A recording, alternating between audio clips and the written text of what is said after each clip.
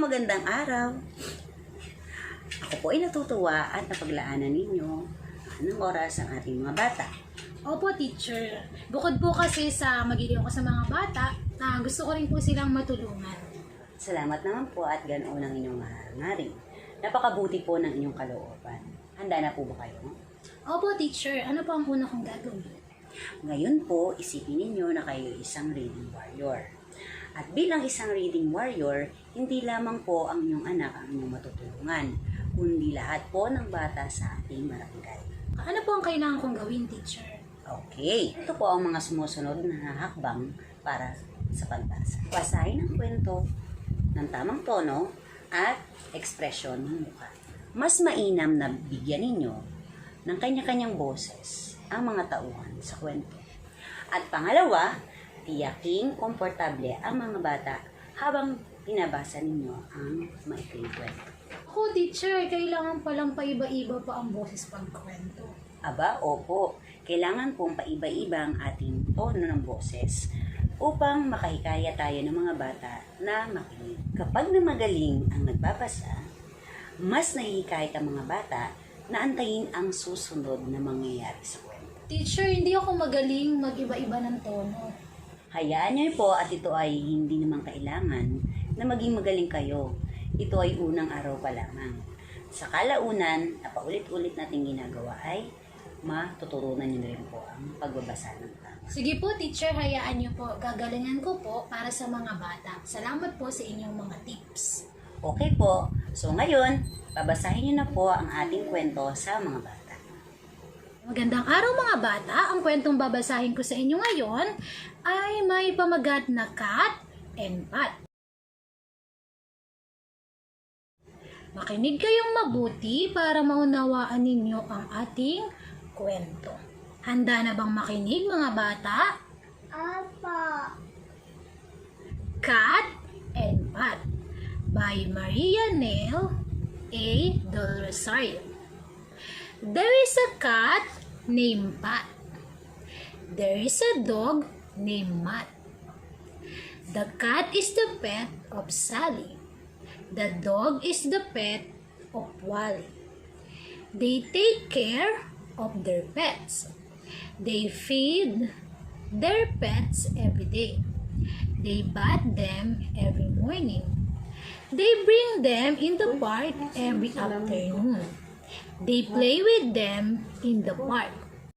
They love their pets so much. Pat sat on Sally's lap. Matt sat beside Wally's couch. Pat and Matt are happy. Matapos ko pong basahin ng kwento, ano po ang susunod kong gagawin? Paano ko po malalaman kung naintindihan ang kwento, lalo na po yung aral nito? Upang malaman po natin kung naintindihan ng mga bata ang ating binasa, may mga tanong po tayong maihanda upang maging gabay sa ating pagtatanong.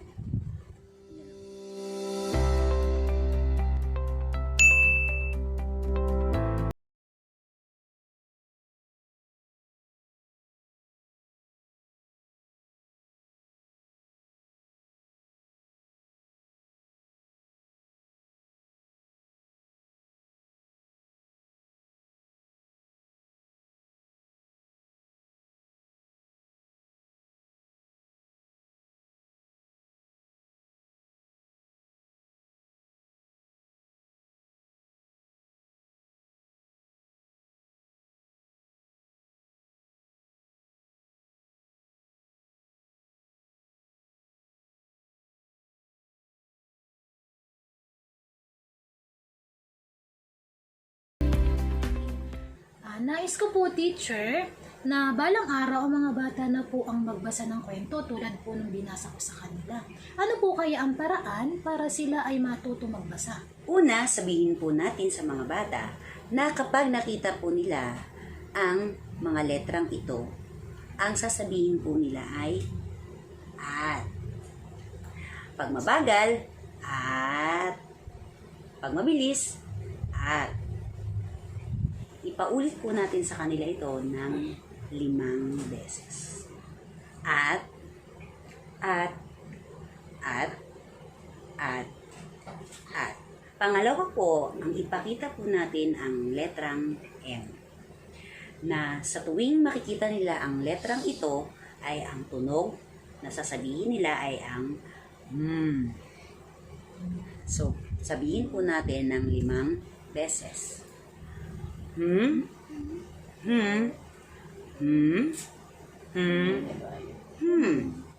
Matapos po nilang masabi ang tunog ng mga letra, pagtatambalin po nila ang tunog na kanilang ginawa. At. At. Pagtatambalin o tinatawag po nating blending. Mat. Again. Mat. Again. Mat. Ulitin ng pareho hakbang sa mga letrang S, B, R, C, K, at F. Maraming salamat po, teacher. Madali lang po palang magpabasa.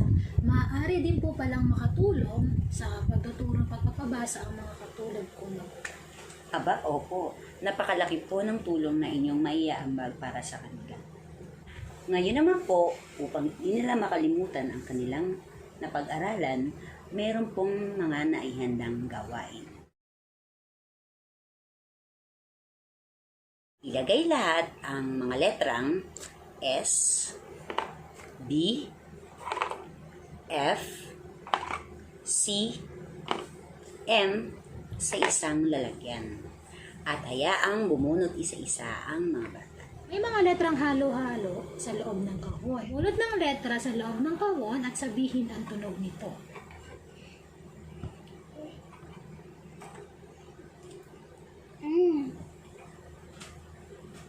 Pagkatapos, ipares mo ang nabunot mong letra sa tunog na at. Basahin ang salitang nabuo. At. At. Buuin mo na. Pagtugtungin mo na. Mat. Mat. Mat. Mat. Mat. Yan, magaling. Ang susunod po naman natin gagawin ay ang gawain na pagdidikit ng mga letrang E, R, M, S, F, C sa isang pader. Pagkatapos, tatawag ng mga bata na kukuha ng isang letra at ididikit sa katabi ng salitang at. May mga letrang nakadikit sa ating pader. Kumuha ng isa at idikit sa tunog na at. Pagkatapos, babasahin mo kung ano ang nabuong salita. Kuha ng isang letter, idikit sa katabi ng tunog na at. Basahin ang nabuong salita. Ba. At. Ulit. Ba. Tunog muna, tunog. At. Basahin mo ng buo, yun na Bu. Bu. bat. Bat. Bat. Bat. Bat. Okay. Kuha ka pa ng isa at idikit ulit sa tunog na at. Sabihin ng tunog. Tunog. At. Pagsamahin na mabubuo. At. Fat. Pat. Pat. Pat. Fat. Fat. Fat. Okay, kumuha ulit ng isa.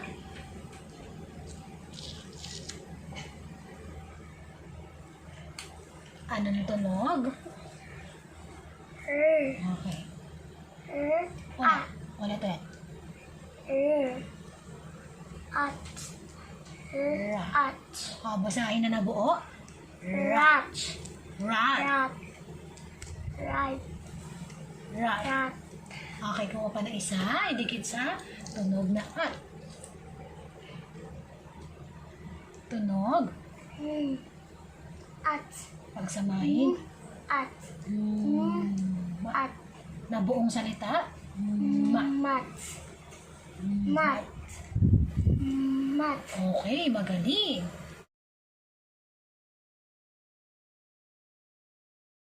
Idikit ang mga letrang R, H, C, D, F, V, M, at S sa pader. Pagkatapos ay idikit malapit sa pocket chart na ito. Sasabihin ng bata kung ano ang kinuha nilang letra, sasabihin ang tunog, at ididikit sa katabi ng salitang at.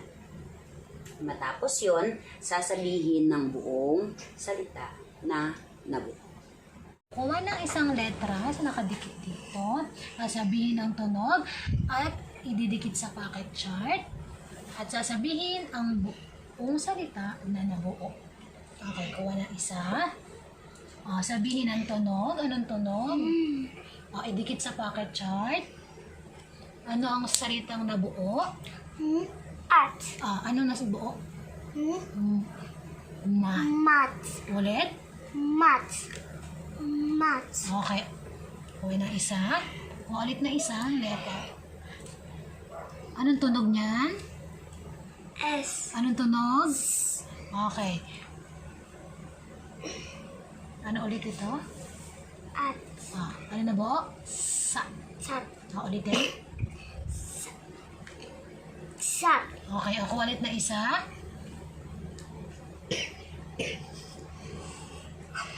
Okay, anong tunog?